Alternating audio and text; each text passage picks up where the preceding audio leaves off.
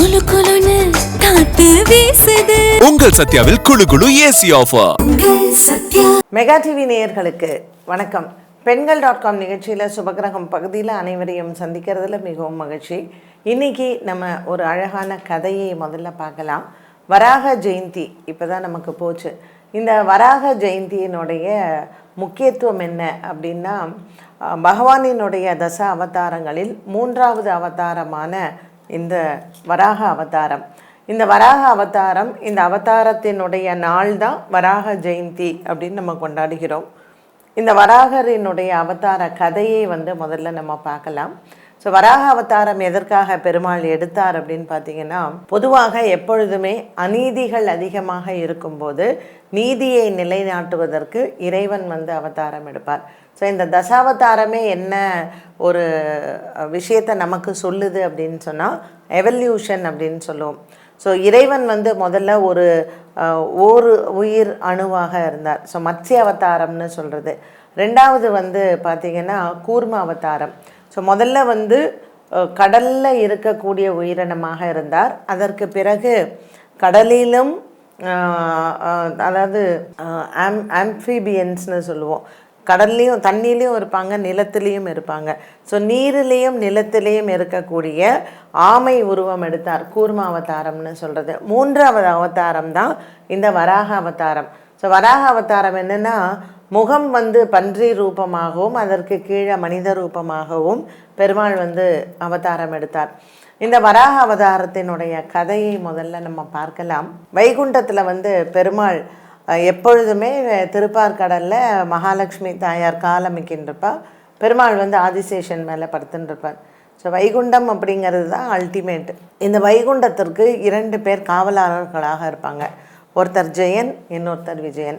இன்றைக்கும் நம்ம கோவில்களுக்கெல்லாம் போகும்போது அந்த துவாரபாலகர்கள் 2 பேரையும் பார்க்கலாம். ஸோ ஜெயன் விஜயன்ட்ட அனுமதி கேட்டுட்டு தான் எப்போவுமே நம்ம தெய்வத்தை உள்ளே போய் பார்க்கணும். அதுதான் விதி. ஸோ இந்த ஜெயனும் விஜயனும் ரொம்ப, அதாவது மகாவிஷ்ணு மேலே அதீத பக்தி கொண்டவர்கள் 2 பேருமே. இந்த ஜெயன் விஜயன் ஒரு நாள் பெருமாள் உள்ள நல்லா வைகுண்டத்தில் தூங்கின்னு இருக்கார். அப்போ பிரம்மாவினுடைய புத்திரர்கள் 4 பேர், அதாவது 4 வேதங்களும் பெருமாளை அவரினுடைய அனுகிரகத்தை வேண்டி வராங்க.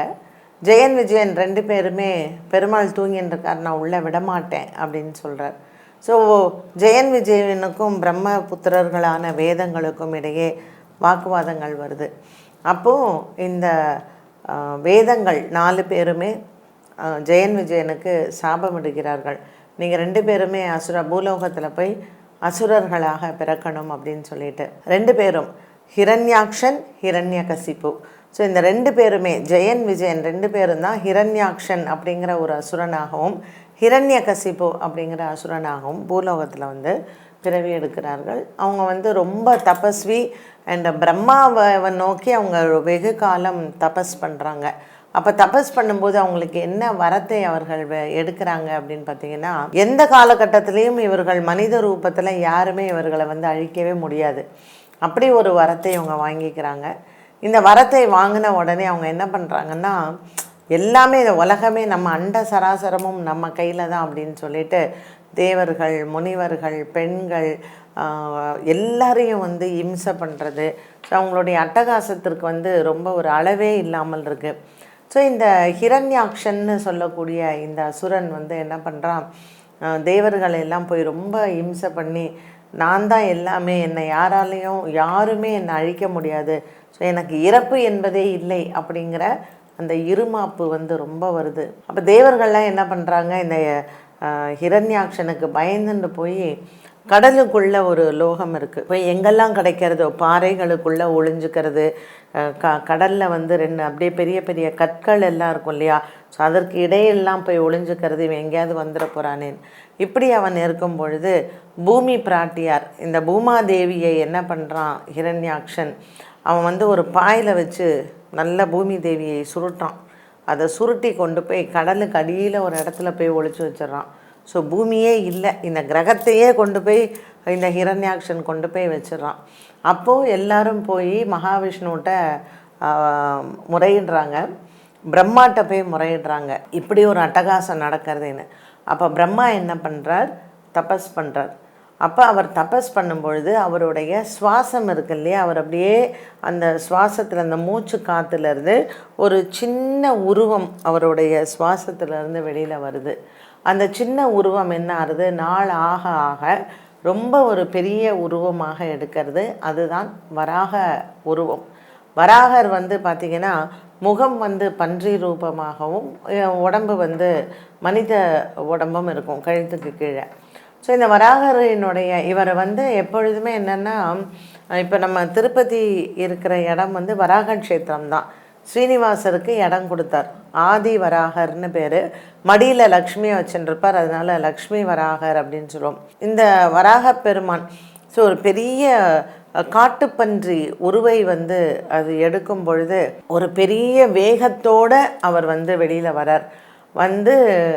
ஹிரண்யாக்ஷனுக்கும் அவருக்கும் பல வருடங்களாக பூமிக்கடியில் அந்த கடலில் பயங்கரமான ஒரு போர் நடக்குது.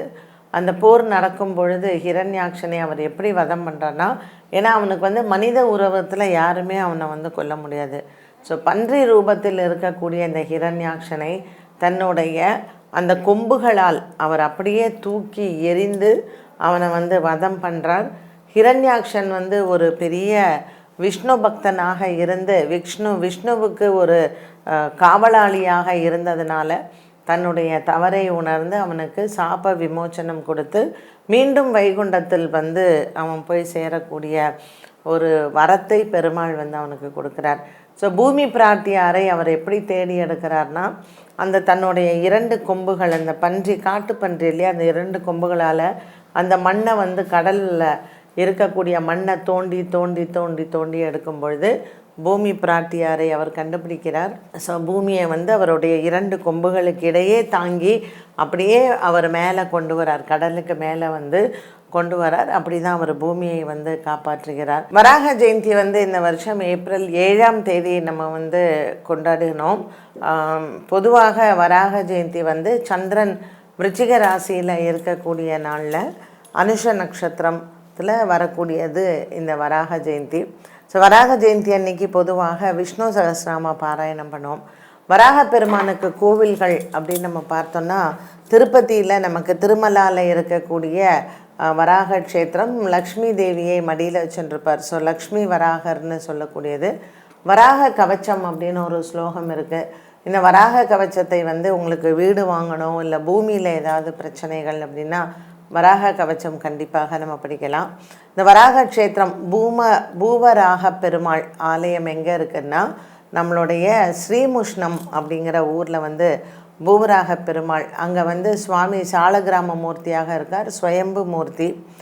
இந்த ஸ்ரீமுஷ்ணம் இடம் பார்த்திங்கன்னா இது ஸ்ரீனிவாசர் அங்கே ஸ்ரீனிவாசரனுடைய க்ஷேத்திரம். அங்கே பூவராக பெருமாள் வந்த பெருமாள். திருமலாவில் பார்த்திங்கன்னா அது வராக க்ஷேத்திரம், ஸ்ரீனிவாசர் வந்த பெருமாள். இப்படி இந்த பூவராகரை பிரார்த்தனை பண்ணணும் அப்படின்னா பூமி சம்பந்தப்பட்ட விஷயங்கள் எல்லாம், குறிப்பாக சொல்லணும், நாம் ஒரு நாட்டை ஆளக்கூடிய ராஜா அவர் மக்கள் நல்லா இருக்கணும், இந்த பூமி நல்லா இருக்கணும், தன்னுடைய ஆட்சி காலத்தில் மக்கள் எல்லாம் நல்லா இருக்கணும்னா அவர் வராகரை பிரார்த்தனை பண்ணுறது நல்லது. அந்த காலத்தில் ராஜாக்கள் எல்லாம் பண்ணாங்க.